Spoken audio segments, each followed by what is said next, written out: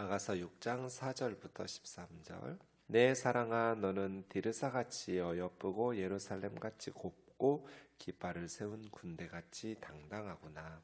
내 눈이 나를 놀라게 하니 돌이켜 나를 보지 말라. 내 머리털은 길르앗 산기슭에 누운 염소떼 같고 내 이는 목욕하고 나오는 암양떼 같으니 쌍태를 가졌으며 새끼 없는 것은 하나도 없구나. 너울 속에 내 뺨은 성류 한쪽 같구나. 왕비가 60명이요 후궁이 80명이요 시녀가 무수하되 내 비둘기 내 완전한 자는 하나뿐이로구나.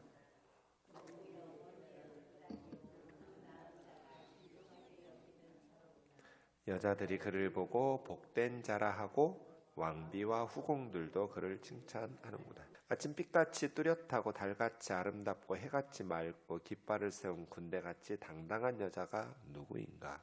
골짜기에 푸른 초목을 보려고 포도나무가 순이 났는가? 석류나무가 꽃이 피었는가 알려고 내가 호도동산으로 내려갔을 때 부지 중에 내 마음이 나를 택한 나를 내 귀한 백성의 수레 가운데 이르게 하였구나. 돌아오고 돌아오라 술람미 여자야, 돌아오고 돌아오라 우리가 너를 보게 하라. 너희가 어찌하여 마하나임에서 춤추는 것을 보는 것처럼 술람미 여자를 보려느냐. 아멘. 어제 본문에서 이제 술람미 여인과 솔로몬이 남편이 되고 아내가 되었습니다. 그리고 첫날밤을 보내고 이제 총각에서 남편으로, 처녀에서 아내로 이렇게 혼자 살다가 부부가 된, 한 몸이 된 부부가 된 것이죠. 네. 어제 말씀에서 이제 예루살렘 처녀들이 술람미 여인에게 네가 사랑하는 너의 남편이 다른 여자들이 사랑하는 그 남편들보다 더 나은 게 뭐냐 이렇게 물었을 때 자기 남편이 어떤 사람인지 정말 머리끝부터 발끝까지 완벽하다고 고백하는 아내가 남편을 향한 그런 사랑의 고백처럼 들리는 그런 표현들이 있었는데 오늘 본문은 남편이 아내를 향해서 내 아내는 흠이 없는 신부라고, 흠이 없는 아내라고 이야기하는 그런 내용입니다. 4절 보시면 내 사랑아 너는 디르사같이 어여쁘고 예루살렘같이 곱다. 디르사는 북이스라엘의 수도였던 도시 이름이 디르사입니다. 남유다에는 예루살렘이 있는 것처럼 북이스라엘은 여로보암에 의해서 디르사가 수도로 결정되었습니다. 나중에 이제 사마리아로 옮기죠. 어쨌든 디르사와 예루살렘은 남북 이스라엘의 대표적인 도시들이죠. 그러면 쉽게 정복할 수 없는 도시예요. 그리고 가장 좋은 것이 예루살렘과 디르사에 있겠죠. 가장 견고한 도시와 성읍일 뿐이더러 그 나라에서, 이스라엘에서, 유다에서 가장 값진 것들, 좋은 것들이 디르사와 예루살렘에 있습니다. 그래서 쉽게 정복할 수 없는, 그리고 온갖 좋은 것들을 갖추고 있는, 그래서 깃발을 세운 군대같이 당당하구나. 깃발 아래 무리지어 질서정연하게 서 있는 군대처럼. 왜 자기 아내를 디르사와 예루살렘 또 깃발 아래 군대 같다고 말했을까요? 아무 남자나 쉽게 정복할 수 없는 최진사댁 셋째 딸 같은, 삼돌이도 누구도 다 이렇게 사랑하기를 원하고 자기 애인 삼고 결혼하기를 요청했지만 성읍같이, 견고한 성읍같이 쉽게 접근하거나 정복할 수 없는 디르사 같고 예루살렘 같고 깃발 아래 당당한 군대 같은 그러한 아름답고도 두려움마저 자아내는 군대 같은 그러한 강한, 이렇게 당당하구나, 당당하다고 번역해도 좋고 아유마라는 이 단어는 두려움을 자아낸다, 두렵다 이렇게 번역해도 좋습니다. 그래서 신랑이 신부를 그렇게 결혼했다고 해서 함부로 우습게 가볍게 여기지 않고 당당하게 또 경외심을 가지고 그렇게 하는 모습을 볼 수 있습니다. 남편은 부인을 경시하지 않습니다. 너의 눈이 나를 놀라게 하니 돌이켜 나를 보지 말라. 이게 무슨 말이겠어요? 아내의 눈이 너무나 매혹적이고 아름다운 거예요. 그래서 아내의 눈을 바라보면 너무나 나를 어지럽힌다는 거예요. 그래서 당신의 눈이 나를 놀라게 하니, 놀라게 한다고 번역해도 되고 어지럽다고 번역할 수 있는 그 단어거든요. 당신의 눈은 나를 어지럽게 하니까 너 눈 좀 돌려주세요, 뭐 이런 뜻이에요. 여보, 당신이 너무 예뻐가지고 당신의 눈을 쳐다보면 내가 어지러지래. 그러니까 나 좀 보지 말고 딴 데 좀 바라봐. 이런 식으로 간지럽게 말하는 거죠. 너의 머리털은 길르앗 산기슭에 두은 염소떼 같고, 상상해 보세요. 산기슭에 두은 염소떼가 그냥 꾸불꾸불꾸불 하면서 내 머리가 풍성한 산기슭에 두은 염소떼 같은 머리털. 치아, 이는 목욕하고 나온 암양떼 같으니, 하얗게 깨끗하게 목욕하고 나온 하얀 암양, 양과 같은. 그런데 쌍태, 쌍둥이를 낳았어요. 양은 쌍둥이를 낳는 동물이 아니에요. 그런데도 쌍둥이를 낳았다는 것은 축복의 상징이죠. 새끼 없는 것은 하나도 없구나. 이 말은 뭐예요? 치아가 빠진 것이 하나도 없다는 거죠. 쌍둥이 그 목욕하고 나온 암양떼 같이 쌍둥이처럼 그냥 빽빽하게 치아가 고르게 하얗게 있는 거예요. 새끼 없는 이, 빠진 이가 하나도 없는. 너울 속에 내 뺨은 석류 한쪽 같구나. 석류, 빨간 석류 조각같이 이렇게 예쁘고 붉은. 왕비가 60명, 후궁이 80명, 시녀도 무숭하되. 왕의 부인들, 사실 왕비는 한 명이죠. 그런데 왕의 부인들이 60명, 후궁은 80명, 시녀도 무수하게 많지만 나의 비둘기, 나의 완전한 자는 하나뿐이로구나. 그럼 뭐 왕비, 후궁, 시녀들 얘기는 왜 했겠어요? 각 나라에서 가장 예쁜 처녀들이 왕비도 되고 후궁이 되겠죠. 예쁘지도 않은데 왕비나 후궁이나 시녀로 간택하는 나라는 없잖아요. 그렇게 이스라엘의 대표적인 미녀들이 왕비가 되고 후궁이 되고 뭐 이랬을 거예요. 모든 내적인 아름다움과 외적인 아름다움을 갖춘 처녀들이 왕비 되겠죠. 후궁 되겠죠. 하지만 나의 비둘기, 나의 완전한 자는 하나뿐이로구나. 이것이 포인트예요. 제가 결혼 준비 학교를 하면서 배우자는 하나님이 주신 가장 좋은 선물이다. 결혼은 하나님이 주신 가장 좋은 선물 중에 하나이고, 여러분, 우리 배우자, 아내나 남편만큼 하나님이 주신 좋은 선물이 없어요.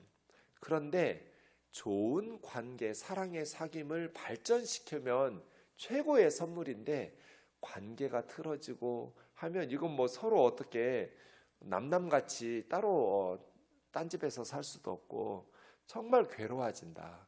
그래서 부부가 잘 처음부터 가정을 좋은 커플이 되도록 서로 노력해야 되고, 성경적인 가르침에 귀 기울여야 되고, 그렇다. 결혼이 다 좋다. 근데 결혼이 딱 한 가지 주의해야 될 점이 있다.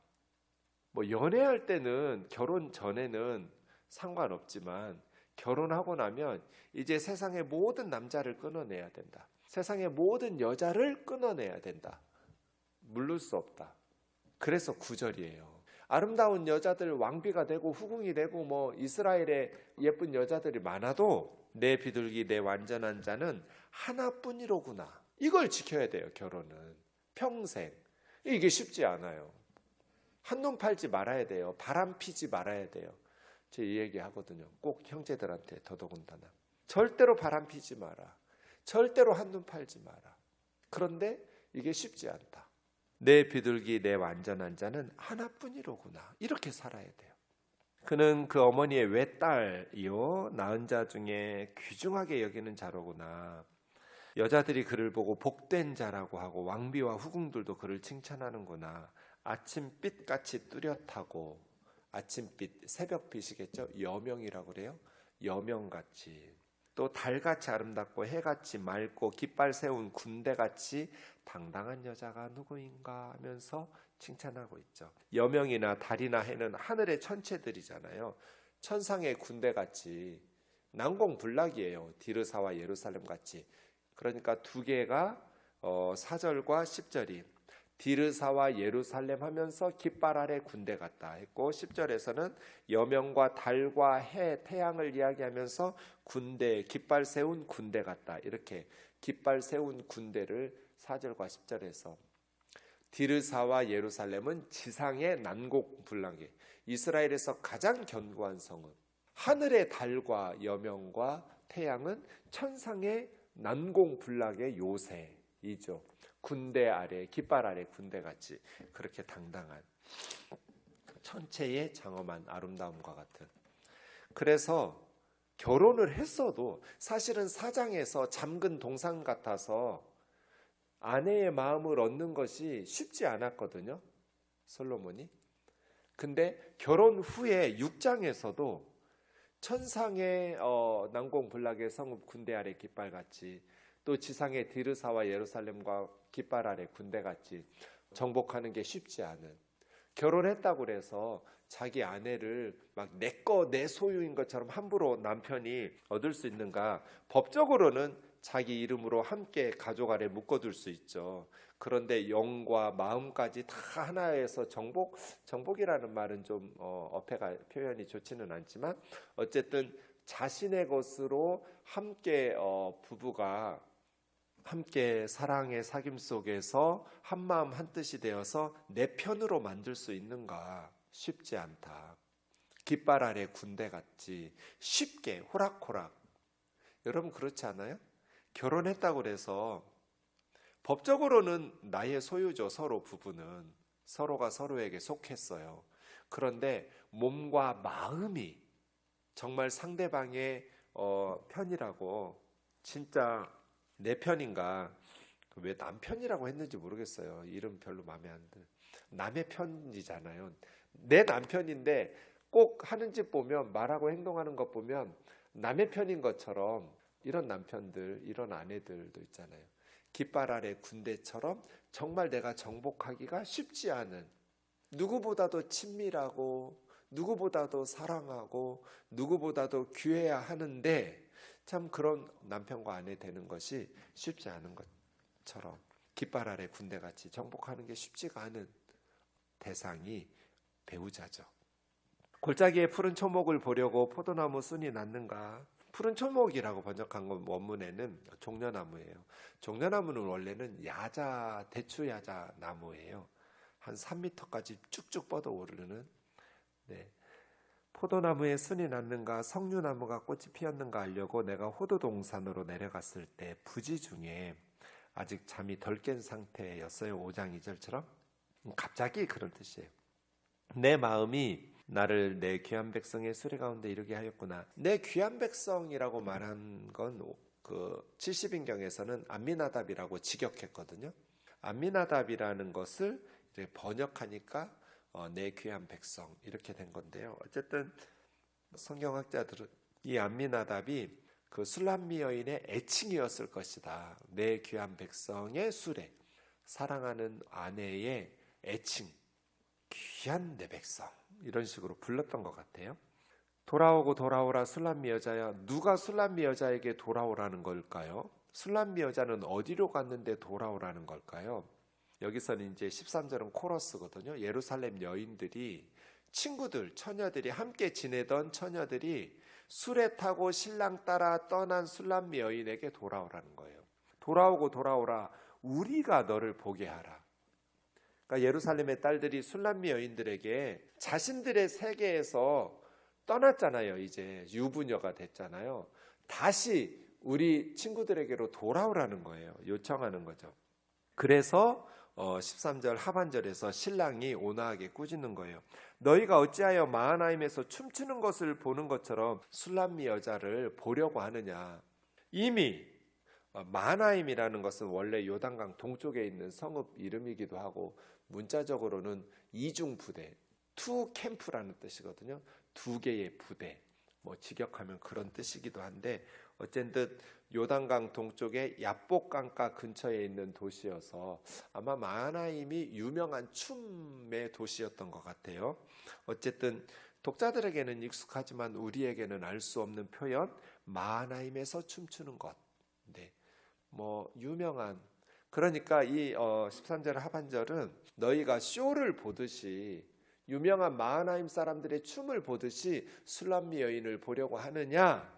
아름다운 처녀로 너희와 함께 지낼 수 있는 그러한 시간은 끝났다. 이제는 나의 부인이 되었어. 수레를 타고 떠났어. 그런 식으로 온화하게 꾸짖고 신랑이 대답하는 거예요. 술람비 여인의 상태와 신분이 변했죠.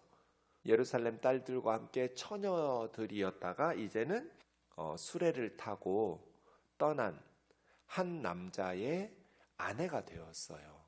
그러니 이제 다시 과거로 되돌아가서 예루살렘의 딸들과 함께 보낼 수 없어요. 친구들을 떠났어요. 그리고 새로운 가정을 이루었어요. 친정을 떠났어요. 부모를 떠났어요.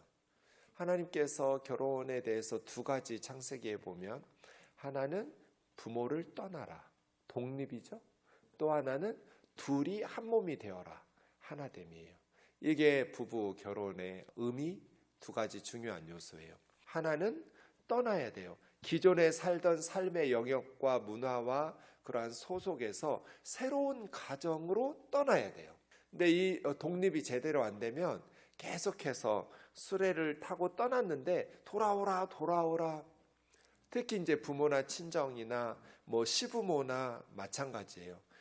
자녀가 결혼했다 하면 새로 만들어진 가정에 충실하도록 떠나보내야 되는데 자꾸 과거의 공동체에서 돌아오라고 이렇게 유혹하고 영향력을 행사하려고 그래요. 그럼 새로 만들어진 가정이 어떻게 든든히 세워지겠어요?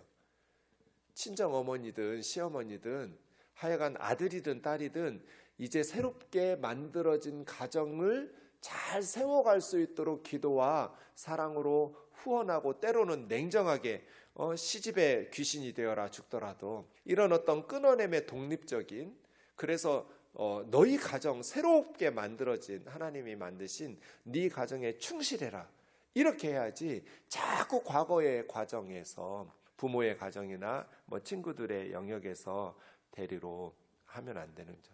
처녀에서 아내로 루비콘 강을 건넜어요. 그러면 하나님께서 새로 만들어진 가정에 충실할 수 있도록 그래야 그 가정이 제대로 세워질 거잖아요. 그래야 두 사람이 한 몸이 될 거잖아요. 상대방을 정복하는 게 쉽지 않단 말이에요. 내가 낳아서 길렀으니까 내 자식은 나에게 속하죠. 부모에게. 그게 쉽죠. 편하고. 새로운 사람을 만나서 한 몸을 이루는 게 어렵죠. 사랑해서 결혼했지만 참 안 맞는 게 많죠. 힘든 것도 많아요. 맞춰가는 과정에. 제가 청년들한테 아군인 줄 알고 결혼하지만 결혼하고 나면 적군이었다는 것을 깨닫게 될 거다. 열심히 싸울 거다. 저희 연애할 때 한 번도 안 싸웠어요. 결혼하고는 매주 싸우는 거예요. 내가 연애할 때 만났던 자매가 맞나? 하나님이 주신 아내가 맞나? 이런 생각 정말 고민 많이 했어요. 근데 싸우다 보면 전우애가 생긴다. 그리고 나 자신을 깎아지게 된다. 결혼 통해서. 나 자신의 모난 부분을 다듬어가게 되고 성숙하게 된다. 가끔 청년부 자매들한테 목사님 총각들을 보면 너무나 어설프고 별 볼 일 없고 좀 멋지고 좀 멋진 남자들 좀 괜찮다 싶은 남자들은 다 결혼했고 그 고민이라는 거예요. 직장생활 하다 보니 이런 걸 느끼나 봐요. 그래서 제가 뭐라고 대답할게요. 그 괜찮아 보이는 유부남들도 총각 때는 그렇게 어설펐다. 결혼해서 살다 보니 깎이고 이렇게 성숙해지는 거다. 다른 방법이 없잖아요. 가정을 깨지 않으려면 내가 맞추고 배려하고 참고 그렇게 상대방을 존중하는 훈련이 돼야 되거든요. 그것이 이제 사회생활 속에서도 나타나는 것 같아요.